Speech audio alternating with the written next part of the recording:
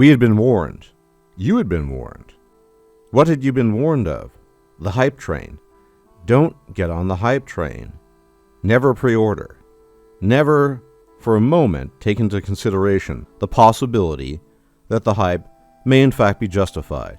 But what in fact has happened, ladies and gentlemen? The hype train has been justified.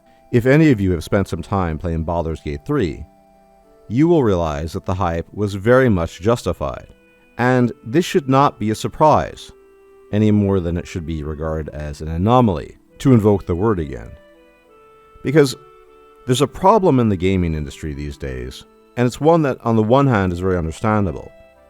That is to say, a skepticism born of repeated disappointment, lies, deception, and even at times outright exploitation. And on the other hand, the all-too-human tendency to begin to think categorically about these things, as if it were impossible to at the very least guesstimate what a game might turn out to be based on input and above all evidence. And I and many others have talked about Cyberpunk 2077, and it's by no means a bad game, but for the most part, and for most of us, it's not mind-blowing, it's not amazing, it never knocked our socks off. Of course, there are some individuals for whom that's true, and more power to them. But the reality of Cyberpunk, by way of comparison, and despite the different genres here, I think it's an apt comparison, is that it was oversold, overhyped, and this is the key phrase here we need to pay attention to, there was a critical lack of evidence for the overselling and the overhype. Nothing could be further from the truth with respect to Larian and their product Baldur's Gate 3. It's very much a tale of two different cities. And this is what I mean by paying attention to the evidence. What was the evidence, retrospectively, going into Cyberpunk 2077, that this game would live up to the hype? Virtually none. All of it was illusion and enchantment, to invoke a D&D term. We had been enchanted by the right spells vis-a-vis marketing. The hype for Cyberpunk was an illusion spell, cast by a master illusionist, with precious little evidence to back it up. There was no early access period of nearly 3 years. Everything that we had heard had come from CD Projekt Red's marketing department, and even going to the press release version, which was very limited in scope and was only showing off a particular version of the game. Let's compare Larian to that. Nearly 3 years of early access, tons of internal testing. I myself signed up to become an internal tester. Ultimately, I was rejected, but nonetheless, they had a lot of internal testers doing the work, seeing how it is, the early access period. And then there's something on top of that that's just unheard of, and I'm not the first person to talk about this. And that is the nature of the man himself, Sven Vinke. He is the CEO of Larian, yes, but he's so much more. He is a certified geek, like many of us. He wants to make games that he wants to play. And those who work for him, his employees, also want to make games that they want to play. That's a huge factor of relatability. And to the extent that Baldur's Gate 3 did have marketing, and it did, that marketing was almost invariably reflective of the desire to make a game that they wanted to play because they too are RPG and D&D geeks, which unsurprisingly translates very well into a massive role-playing game that, to the seeming shock of many, RPG and D&D geeks love. And this is why the devil is always in the details. You cannot be categorical about these things.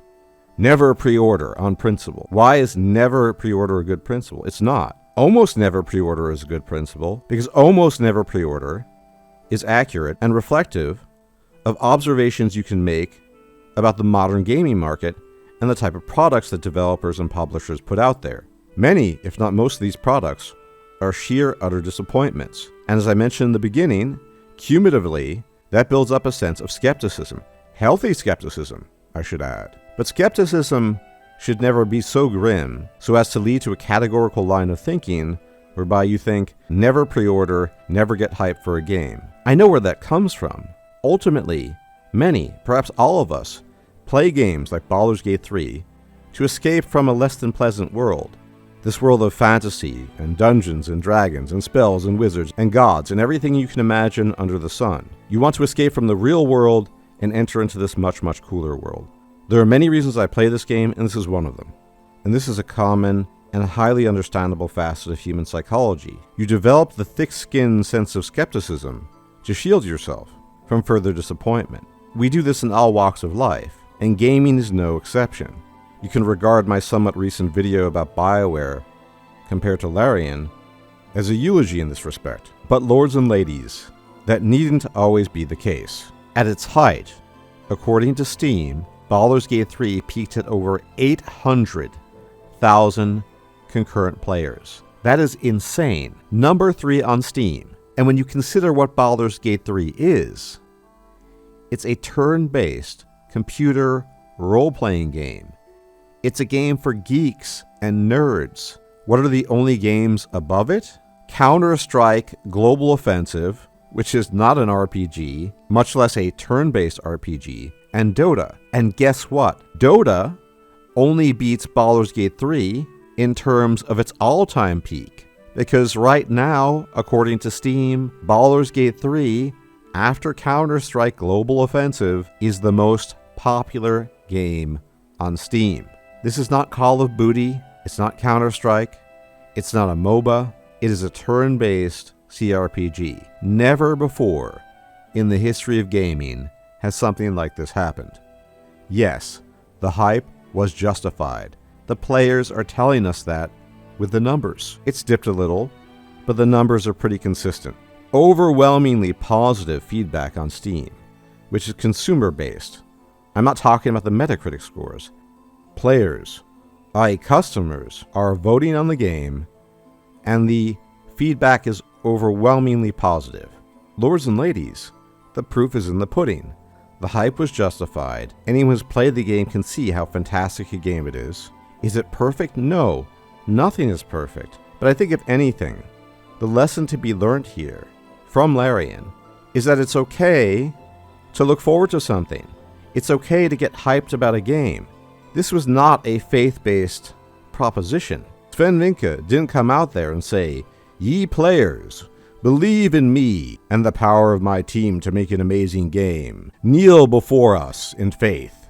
No, we had tangible evidence, that's what we ran on, and it was justified. And should there ever be another game like that going forward, whether Larian makes it or another studio that provides sufficient evidence, then go for it, get hyped, and then when the game comes out, enjoy the hell out of it. And so with my parting words, I would like to give my thanks to Sven Vinke, the Lord of Larian, and all those who work for him. I'm thoroughly enjoying it, although admittedly I have been suffering a little bit from restartitis, which is particularly egregious in my case because restartitis hits me really badly when there's a lot of choice. But that's a good thing. This game gives you options. I've been waiting for this for over 20 years, and I want to thank Larian for delivering this gift after over 2 decades, because I couldn't have wished for anything better in terms of gaming.